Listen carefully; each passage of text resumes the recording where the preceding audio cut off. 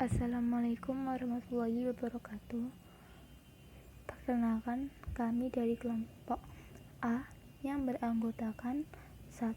Huwan Felix Satriatuhu nomor absen 17, 2.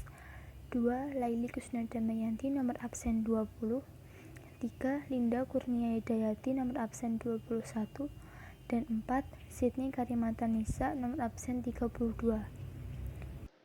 Jadi langsung saja kelompok kami membahas tentang PKI tahun 1965. Untuk teman-teman bisa dilihat pada buku paket halaman 16-22.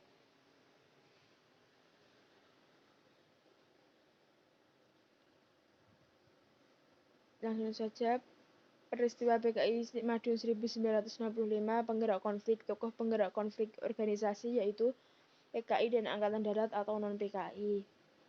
Alasan keterlibatan tersebut yaitu sebagai persoalan internal Angkatan Darat dengan PKI. Dampak terhadap tokoh penggerak konflik organisasi yaitu PKI menjadi organisasi komunis yang terkuat di luar Uni Soviet dan RRC dan menjadi sangat penting di Indonesia. Sedangkan non-PKI menjadi lebih keras dan tidak terima dalam memberontakkan. Yang kedua, penggerak konflik pada individu. Tokoh penggerak konflik pada individu yaitu Soekarno, D.N. Aldit, pemimpin PKI dan petani. Alasan keterlibatan tersebut yaitu pemberontakan atau pembelaan antar kekerasan PKI karena aksinya disetujui oleh Soekarno. Dampak terhadap tokoh penggerak konflik individu yaitu ia memperoleh banyak suara dan pengikut pada kampanye 1965.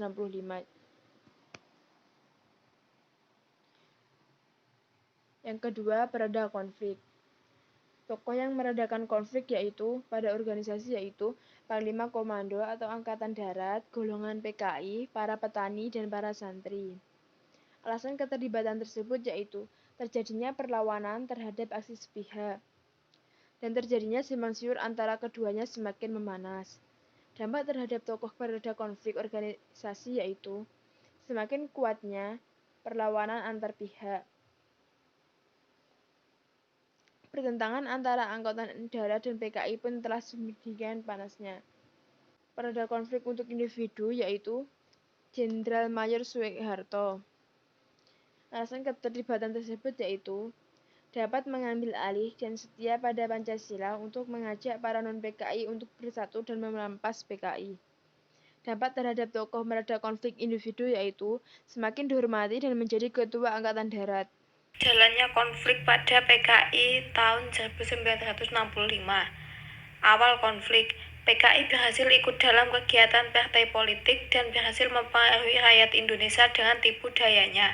Pada tahun 1965, PKI semakin giat melancarkan segala bentuk propagandanya. Maksud awal konflik ini yaitu awal PKI ikut dalam partai politik Indonesia dan berhasil mempengaruhi rakyat dengan tipu dayanya.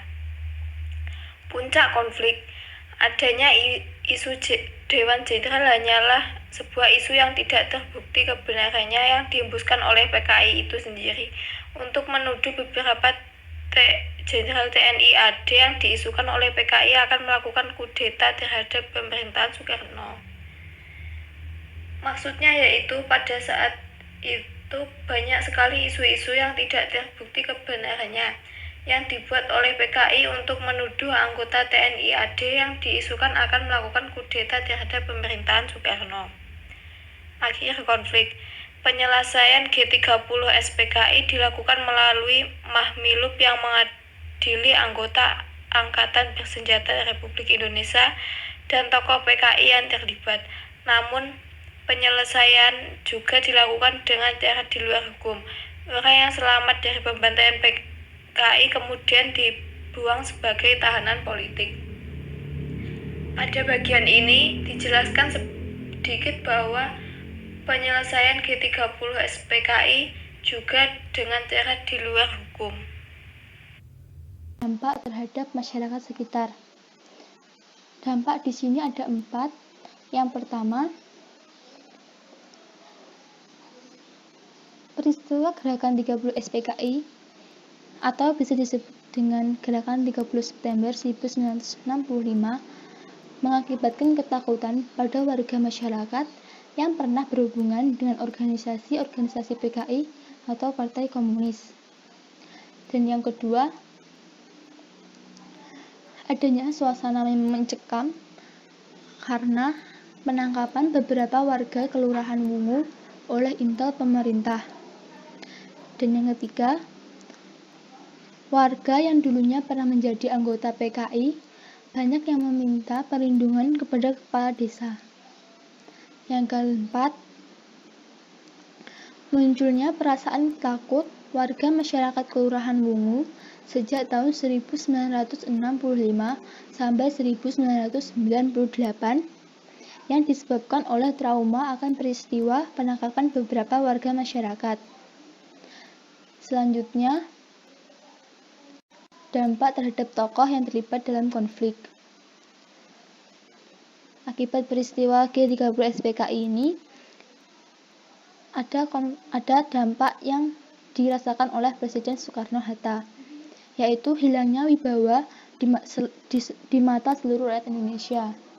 Hal ini dikarenakan Soekarno dianggap dekat dengan anggota PKI. Selanjutnya, akibat peristiwa G30 SPKI ini, banyak menelan korban jiwa, sekitar 500.000 jiwa dari berbagai daerah, termasuk 7 jenderal dan perwira yang dikubur di lubang buaya. Solusi penanganan terhadap konflik. Solusi pemerintah. Pertama, menyelamatkan 2 objek vital, yaitu gedung RRI dan pusat telekomunikasi yang berada di Jakarta. Tanggal 12 Maret 1966, melalui pengemban Suspensar Letjen Soeharto membubarkan PKI beserta ormas yang terlibat dengannya yang hidup di wilayah Indonesia. Yang ketiga, mencari orang-orang penting PKI lalu ditembak mati, seperti DN Andidit dan Joto, dan Kolonel Untung mati ditembak tak lama pasca gerakan 30 SPKI. Solusi penanganan terhadap konflik dari kelompok yang terlibat. Yang pertama, Mayor Jenderal Soeharto sebagai Panglima Kostrad segera mengambil langkah-langkah untuk memulihkan keamanan ibu kota. Yang kedua, Operasi Lubang Buaya untuk mengungkapkan penculikan dan pembunuhan para jenderal dan perwira dilakukan pada pagi buta. Penumpasan dilanjutkan dengan sasaran Pangkalan Udara Halim Perdana Kusuma yang menjadi basis kekuatan G30 SPKI. Operasi ini bertujuan untuk mencari tempat dan mengusut nasib jenderal yang diculik oleh G30 SPKI.